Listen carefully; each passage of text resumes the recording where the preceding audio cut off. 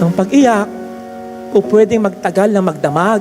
Pero may siguradong biyaya ng ligaya pagputok ng liwanag. Kayong mga magulang, gusto nyo ba na matagal na umiiyak at nalulungkot ang anak ninyo? Siyempre hindi. Kahit may kasalanan yan, aalu-aluin nyo na yan. Kasi ayaw nyong matagal na malungkot at umiyak yan. Ang Diyos pa kaya, Luke 11 verse 11, siya pa kaya ang hindi gumawa ng paraan upang mapawi ang kalungkutan at maramdaman natin ng kanyang mga anak ang kaligayahan. Kaya gusto ko yung verse na yan eh. Kasi para bang sinasabi diyan, gaano man kabigat ang ating problema, gagawa ang Diyos ng paraan, magbibigay siya sa atin ng dahilan upang muling maging masaya. Sapagkat tayo mahal niya. Amen?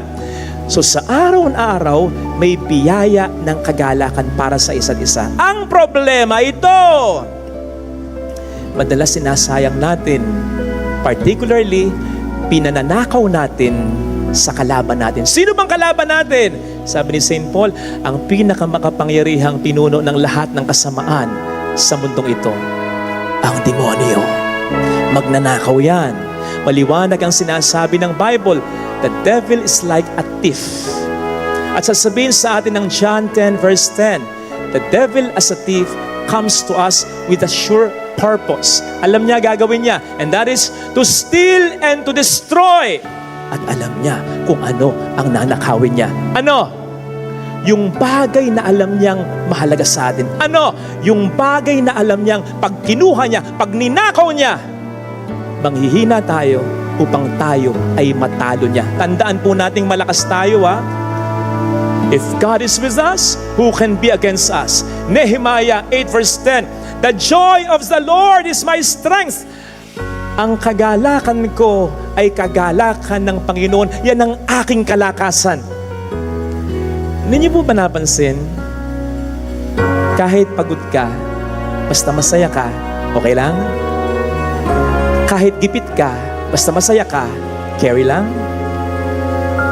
Kahit problemado ka, basta masaya ka, push lang? Kahit may mawala pang tao sa buhay mo, basta't may matirang kahit konting kaligayahan sa puso mo, iyaan ang pagmumulan ng pag-asa at lakas muli sa buhay mo. No wonder, ito araw-araw ang gustong-gustong ibigay sa atin ng Diyos in order to inspire us. On the other hand, ito rin araw-araw ang gustong-gustong nakawin sa atin ng demonyo in order to destroy us. Kamakailan, may nakita ko sa Facebook, alam kong makapangyarihan yun. Alam kong mayaman yun, kilala yun. Gwapo pa, kung pwede nga lang i-bluetooth yung mukha niya sa mukha ko, daki na lang eh. Nagpakamatay. Kasi wala nang saysay ang buhay. Kaya, sabi ni St. Paul, do not give the devil a chance to work on you. Yan ang sinasabi sa ating mga pagbasa. Sa ating unang pagbasa, ang sabi sa atin, kahit lupay-pay ka na, maging matatag ka. Katulad ng iba sa atin, ang bilis mong isuko yung kaligayahan mo sa kalaban, sa kaaway. Kanina lang ang ganda-ganda ng gising mo. Ang ganda ng mood mo. Eh ang tagal-tagal gumayak ng anak mo, ng asawa mo. Nagbago na ang mood mo. Pinanakaw mo na sa demonyo yung kaligayahan mo. Sa katunayan, on your way here, mula sa bahay ninyo, hindi kayo nagkikibuan. Kibuin mo man ang kibu mo sa kanya. Bayaran na naman. Kuryente. Yung anak mong ito, di ba? May nag-overtake pa ng alanganin sa'yo. Pagdating dito sa parking, nagulangan ka pa. Pagdating sa picture taking, abay, ununahan ka pa. Kaya kayong mag-asawa talagang hindi nagkikibuan. Mamaya yan, kapag bineblessan ng holy water, hindi maghahawak ng kamay yan. So, apektado ka na. Hindi pa nagsisimula ang misa. Yung didiligin ng Panginoon na ligaya, wala na. Pinanakaw mo na. Ilan sa atin yung pagkatapos magsimba, high na high pa, blessed na blessed pa, inspired na inspired pa. Oras na umuwi ng bahay, nakakita ng hindi kaaya-aya, wala na. Pinananakaw mo agad ang iyong ligaya sa kalaban, sa demonyo. Sinisira mo ang iyong araw, kung minsan pati ang iyong buhay. Matthew 24 verse 43. Ang sinasabi dito ng ating Panginoon na ito, Kung alam lamang ng puno ng sambahayan kung anong oras darating ang magnanakaw sa kanyang bahay, hindi niya ito papapasukin sa kanyang bahay. Ibig sabihin, kung alam mong may magnanakaw sa loob ng bahay ninyo, sa pintuan pa lang sarado na ang pinto, hindi mo patutuloyin ito. Ibig sabihin, nakawin man ng demonyo ang kaligayahan sa atin, hindi niya magagawa unless ito'y ibigay, ipanakaw natin. Kamakailan ay mayroon akong nakausap, sabi niya, Father, naiinggit ako sa iba. Bless sila. Ako itong madalas na nagdarasal, nagsisimba. Sabi ko sa kanya, una, huwag mo silang huhusgahan na hindi nagdarasal at nagsisimba. Huwag mong isiping mas mabuti ka kaysa sa kanila kasi yun ay pagkakasala. Pangalawa, hindi mo alam ang pagdaraanan pa nila. Ikatlo, ano ba yung blessing na tinutukoy mong nararanasan ng mga taong ito? Yung pera nila, yung kasikatan nila, yung kapangyarihan nila? Yun talaga? Ang blessings ay yun lang ba? Tandaan po ninyo, kahit ang pera, pwedeng hindi blessing. Bakit? Kung ang pera, hindi lang pera, pwedeng kasikatan, pwedeng yung very close na pamilya, pwedeng gamitin ng demonyo ang mga blessings na ito upang makalimutan mo ang Diyos at isipin mo, yun na lang talaga ang blessing na gusto niyang maranasan mo. Tandaan natin yun. Hindi porke mayaman ang tao, hindi porke walang problema yung tao, blessed na siya. Ay, tandaan po natin na hindi yun ang ultimate blessing na gusto ng Diyos na iparanas sa atin. Kung sa kanyang katanyagan, kung sa kanyang kasikatan, kung sa kanyang pagkakaroon ng happy family, kung sa kanyang pagkakaroon ng maraming pera, nalalayo siya sa Diyos at nakakalimutan niya ang Diyos, hindi blessing yun. Ginagamit ng demonyo yung mga blessing na yun upang makalimutan ng tao ang ultimate blessing, God who is the source of all blessing. Ang taong may pera nga, ang taong sikat nga, ang taong okay ang pamilya nga, pero wala naman ang Diyos sa buhay niya. Matutulad daw yan sa halaman na nakatanim sa disyerto o ilang. Nakatanim, tumutubo, pero darating ang pagkakataon, mamamatay din yan. Bakit? Wala namang tubig masyado sa disyerto So for quite some time, tutubo yan. Pero darating ang pagkakataon, mamamatay rin yan. Ang tao, pagamat kipit sa pera, hindi okay ang pamilya, may problema, may sakit pa, pero nasa sa buhay niya ang Diyos na totoong biyaya. Ito naman daw ay matutulad sa isang halaman o puno na nakatanim sa may batis, sagana sa tubig. So hindi natatakot na magtag-init o kaya'y maging tagtuyot sapagkat naroroon ang bukhal ng kaligayahan na nakatatagpuan sa Diyos lamang. Inasmuch as ano man yung mga blessings na yan sa buhay, material blessings, darating ang pagkakataon na mawawala yan. Ano yung darating na pagkakataon ngayon? Yung ating kamatayan. Sino bang pinaka-ating aasahan sa kamatayan?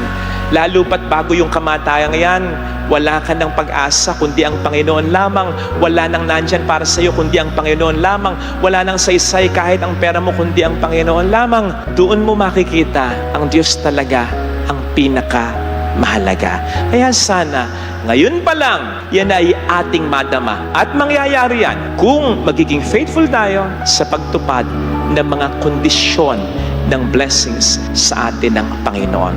Na-overheard ko lang, may isang nagbiro sa isang tao na para bang nag-e-expect na tuparin niya yung ipinangako niya. Sabi nung narinig ko, ikaw na nga itong pinangakuan, gusto mo pa, tuparin ko, sobra ka na. Meron palang gano'ng katwiran. Nangako na nga ako sa'yo, gusto mo pa, tuparin ko, sobra na to. Ay, mga kapatid, sa Diyos, para sa Kanya, hindi mahirap ang mangako. At lalong sa Diyos, para sa Kanya, hindi rin mahirap ang tuparin ang pangako niya. Medyo nade-delay lang, medyo nagiging mahirap lang kung hindi tayo tumutupad sa mga kondisyon niya. Kaya sana, mga kapatid, bago tayo humingi ng mga biyaya at kung naghihintay na rin tayo ng mga biyaya, huwag tayong magwala ng pag-asa basta sa paghintay natin ng biyaya. ito yung maging dahilan upang tayo mas mapalapit sa Kanya na pinakamahalagang biyaya. Ito sana ang hiling nating biyaya sa banal na misa. Hindi nga ba't kapag may spare tire ka, kampante ka sa paglalakbay, ma-flatten ka man sa buhay, meron kang spare tire, meron kang maaasahan. Hindi ka ititigil ng matagal na panahon ang sasakyan sa daan kapag ikay na-flatten. At napakapala din naman natin kung meron tayong mga taong ganito sa buhay. Mga kapatid, tayo po ba ay dependable? Tayo po ba ay mga maaasahang tao? Yun bang kahit hindi tayo mag-volunteer, maisip na agad tayo, mag-stand out agad tayo among all the choices? Kasi hindi lamang dahil sa ating ability, dahil din sa ating availability. Nandyan tayong lagi na maaasahan ng tao. At kilala tayo na pag nagtrabaho, maayos, masipag, honest. Hindi tayo nag-shortchange ng trabaho. O tayo yung mga taong bino-volunteer na natin yung sarili natin, tinatanggihan pa tayo. Pumipili ng iba. Kahit sa Mars, kahit sa ibang planeta, maghahanap ng iba, wag lang ikaw. Kasi kilala ka na hindi maayos magtrabaho, tamad, walang isang salita at sinungaling pa. Huwag ganon. Kasi wala tayo nang magiging silbi.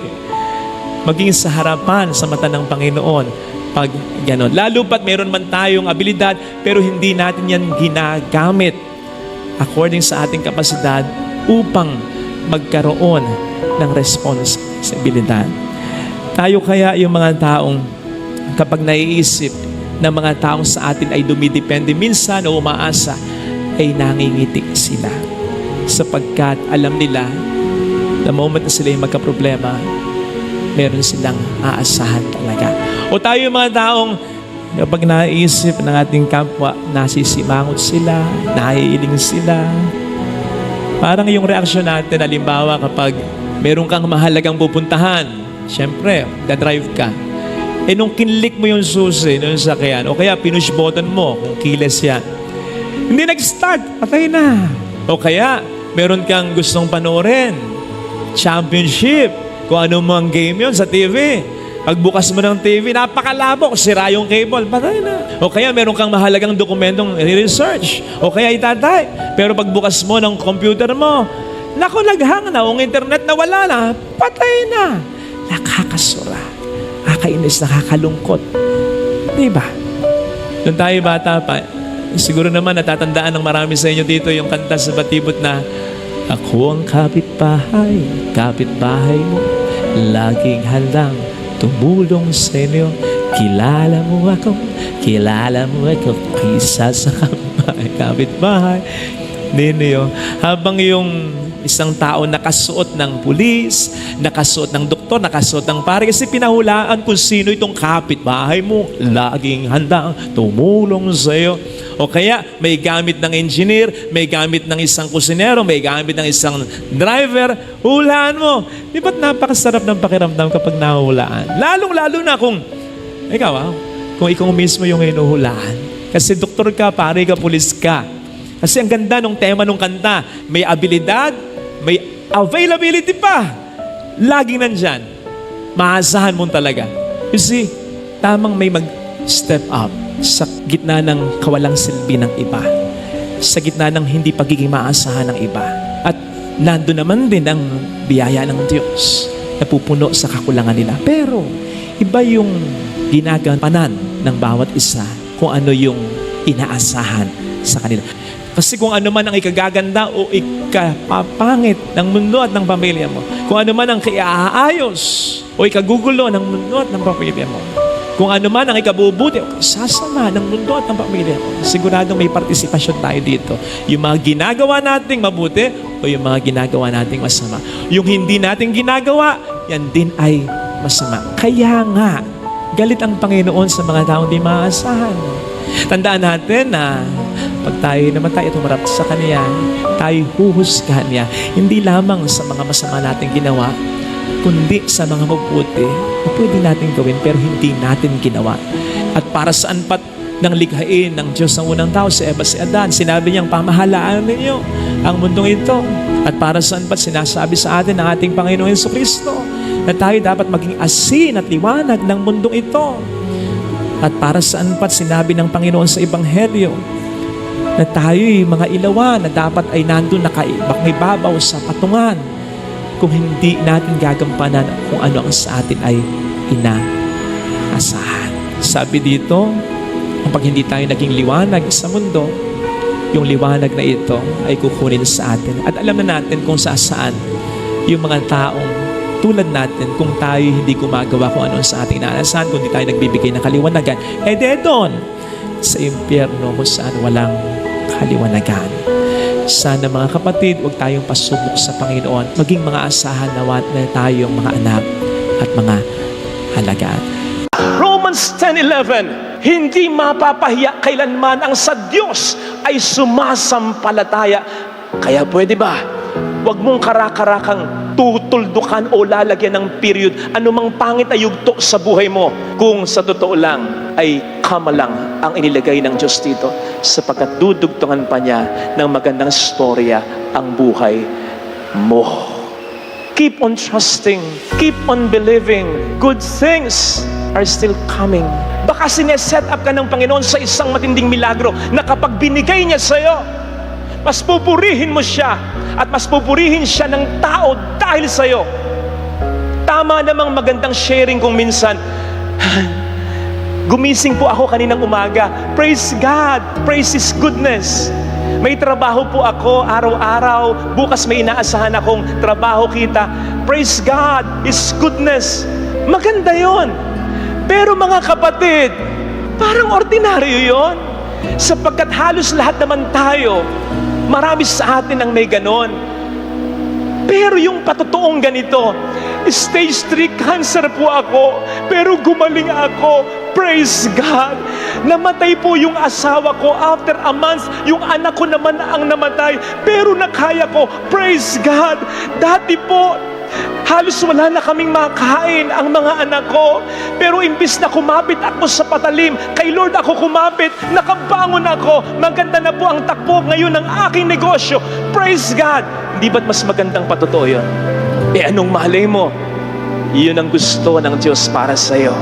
Kaya kapatid, anuman ang mabigat, matindi mong problema ngayon, I suggest kapag nagdarasal ka, Lord, lalaban ako, tulungan mo ako, at ipinapangako ko ngayon pa lang, kapag nalampasan ko ito sa tulong mo, ilalaan ko ang buong buhay ko sa pagpapatotoo ng ginawa mo sa aking milagro. Amen? Claim it!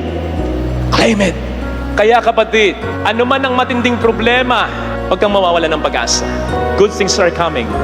Keep on trusting. Sige, kung hindi mo makontrol ang sarili mo, magtampo ka sa Kanya, magalit ka sa Kanya. Tulad ni Marta, kulang na lang, aksyonan ko kanina. Panginoon, kung nandito ka, hindi namatay ang kapatid ko. Galit siya. Pero anong dinugtong niya? Pero kahit ngayon, naniniwala ako, anuman ang hilingin mo sa Diyos, ibibigay niya. Galit si Marta, pero nananampalataya pa rin siya. Ganun sana. Kapatid, parang ang Panginoon sa kabalyo noon, Ama, bakit mo ako pinabayaan? Pero, Ama, sa mga kamay mo, itinatagubilin ko ang aking espiritu. Kung hindi mo kayang makontrol ang sarili mo, sige, magtampo ka. Ilabas mo yung nararamdaman mo. Pero, patuloy na sumampalataya ka. Sapagkat, I'm telling you this, God can handle, God can understand your anger, our anger, but not our unbelief. Tandaan ninyo, sa kabila ng nanggagalaiti sa galit ang mga Pariseo, gumagawa pa rin ng milagro si Kristo. Pero nang hindi sumampalataya sa Kanya, ang Kanyang mga sariling kababayan, hindi gumawa ng milagro si Kristo. Kaya kayang i-handle ng Diyos easily yung galit mo, pero patuloy kang sumampalataya kay Kristo. Kasi kailangan to para maibigay niya yung milagrong bubuhay muli sa buhay mo. Amen. Sa ayaw talaga, maraming dahilan. Sa gusto, maraming paraan. Tingnan po ninyo, yung Samaritano sa Ebanghelyo, hindi naubusan ng paraan. Una, nilapitan niya, pwede mang hindi na Pangalawa, ginamot pa niya, pwede namang hindi na. Pangatlo, dinala pa niya sa bahay panuluyan sa hotel at doon inilagaan, pwede namang hindi na. Pangapat, binayaran na niya yung nag-aaso sa hotel. Sinabihan pa niya yung innkeeper. Ang sabi niya, kung may kulang ako, babalik ako, babayaran kita. Basta siya, alagaan mo. Pwede namang hindi na. Yun ang sikreto upang ang utos, ang kalooban ng Diyos ay magawa natin. Yun ang sikreto upang ang tama, ang mabuti ay gawin natin. Ang sikreto ay gustuhin talaga natin. Wala nang mga dahilan pa. Gustuhin talaga natin at wag nang pagpatpetiks-petiks pa. Gawin na, now na. Kasi wala namang maling oras sa paggawa ng mabuti. Bakit maghihintay ka pa ng pagkakataon? Yun hinihingi na ng pagkakataon. At ano naman ang mali ng pagkakataon? Walang isip ang pagkakataon. So kapag sinabing hinihingi ng sitwasyon, hinihingi yon ng Panginoon. Ini-impel ka niya, ini-inspire ka niya na tumulong. I-grab mo yon. Yes, pwedeng sa pagtulong natin, ang maging resulta ng pagtulong kung minsan ay napasama pa raw, hindi ka raw nakatulong, may nasabi pa, wala ka nang sagutin doon. Ang mahalaga, tumulong ka, gumawa ka ng mabuti. Yun na yun. At bakit mo ile-level yung ginawa mong mabuti sa naging resulta nito?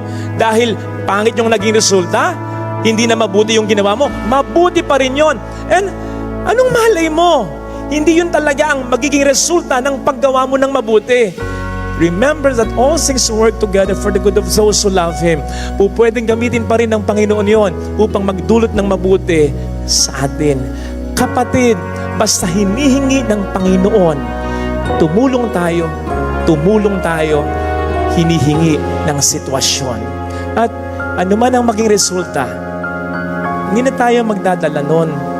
Ang magdadala na nun ay yung binigyan natin ng tulong. Hindi nga ba't may kasabihan tayong ganon? Siya na ang magdadala. Kasi nga kapag binigay mo yung tulong, pinakawalan mo na. Nandoon na sa Kanya.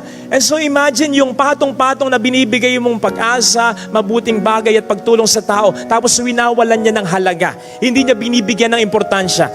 Yung weight no nasa sa Kanya, sa'yo wala na.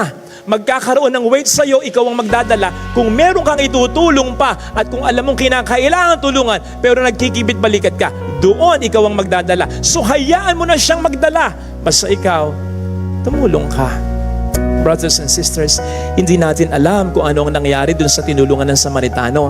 Hindi natin alam kung ito'y mas naging mabuting tao. Hindi natin alam kung sulit yung ginawang tulong ng Samaritano. Kung nagbago ba kahit papaano yung tingin ng tinulungan ng Samaritano sa mga Samaritano sapagkat iniisip nilang marumi o kalaban ng mga ito. Hindi natin alam. In the same vein of thought, anong kapupuntahan ng pagiging mabuting asawa, pagiging mabuting magulang, pagiging mabuting anak, pagiging mabuting kapatid mo? Lalo pat ang dami mo nang naibibigay as sakripisyo. Hindi natin alam.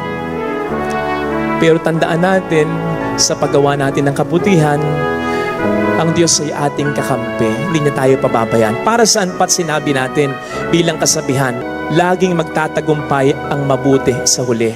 Kung hindi tayo naniniwala na hindi mauwi sa wala ang mabubuti nating ginagawa. Sinabi po natin kanina na ang buhay na walang hanggan ay yung buhay din na ganap at kasaya-saya. At meron ba bang masasaya pang buhay sa pakiramdam at sa thought na ginagawa ko lagi ang dapat kong gawin at sabihin habang maaga, kaysa naman magsisi ako kung kailan huli na. Again, hindi natin alam kung ano ang magiging epekto ng mga ginagawa nating mabuti. But one thing, ngayon pa lang po pwede ko nang sabihin sa iyo, ang po pwedeng maging epekto ng hindi natin paggawa ng mabuti. And that is pagsisisi. Hindi ganun sa tao. Ilan na yung napakumpisal ko, sinasabi ko lagi, dahil nagpalaglag dati ng bata, maging mabait ka sa bata, maging mabait ka sa bata. Tagal na, hanggang ngayon hindi pa rin nila mapatawad ang sarili nila.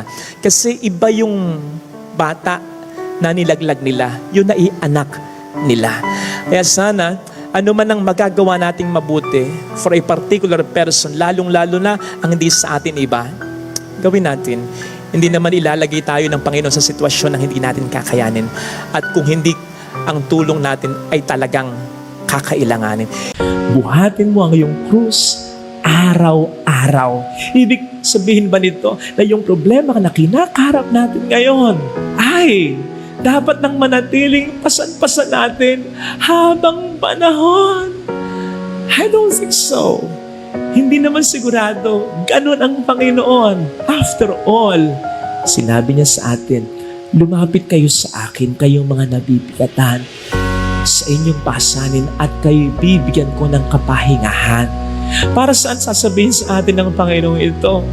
Kung nakatakda at gusto niya tayong pahirapan araw-araw. At anong magiging klaseng Diyos para sa atin pag ganyan? Sadista lang? Hindi po dapat na ganyan lang ang maging ibig sabihin niya. So, ano ba itong krus na dapat natin pasanin araw-araw? Sa palagay ko po, ang pinakasusi dito ay yung sa unang bahagi.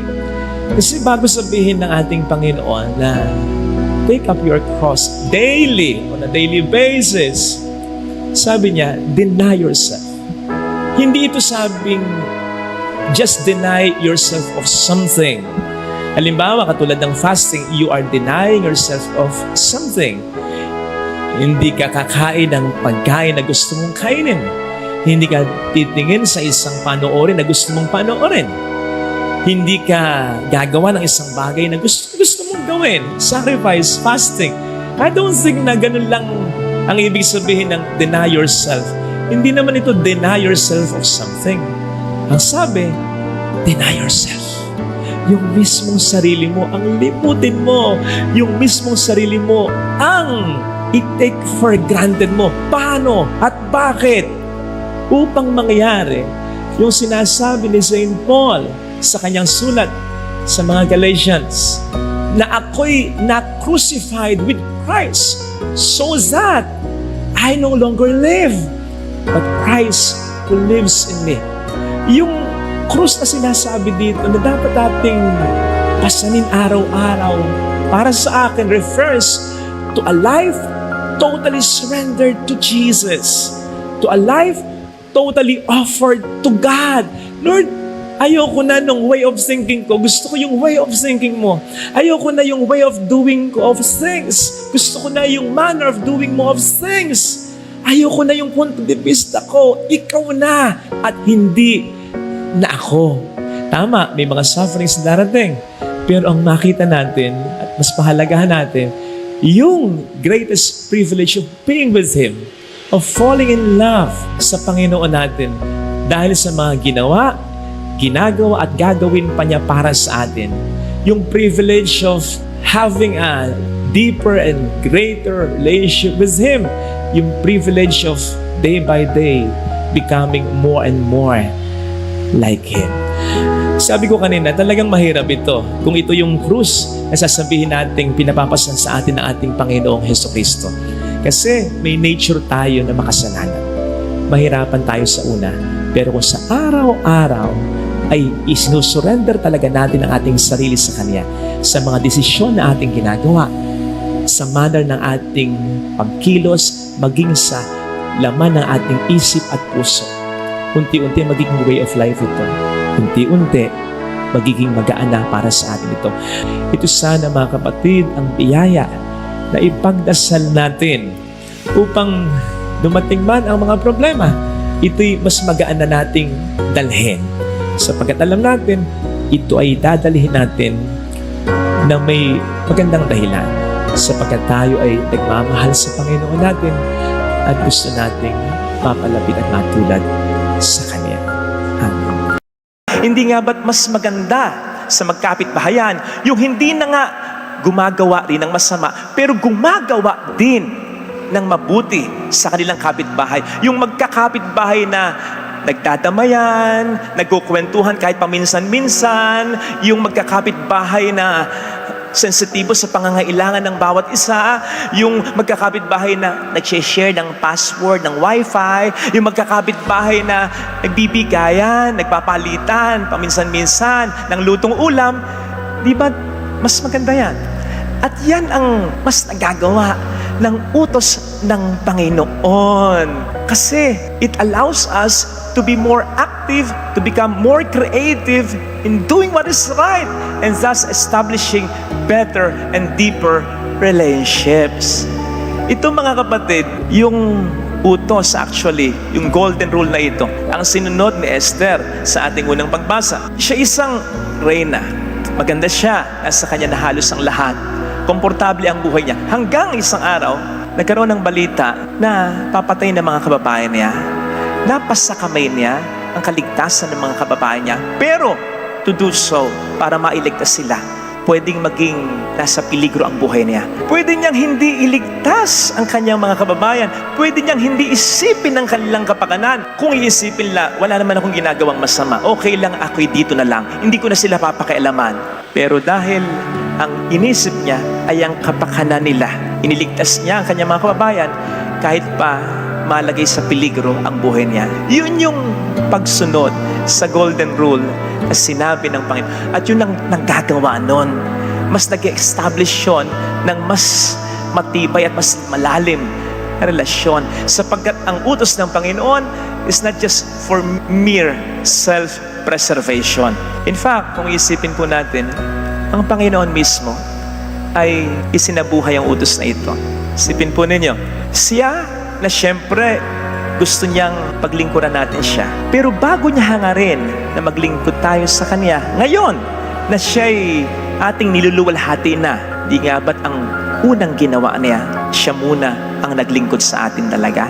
Siya na gusto niya siyempre tumumpod tayo sa ating mga pangako sa Kanya. Ano ginawa niya? Siya muna talaga ang tumupad sa mga pangakong binitawan niya sa ating lahat. Siya na itong gusto na mahalin natin siya. Pero anong sinasabi sa unang sulat ni San Juan? Bago pa natin siya mahalin, siya na muna ang nagmahal sa atin.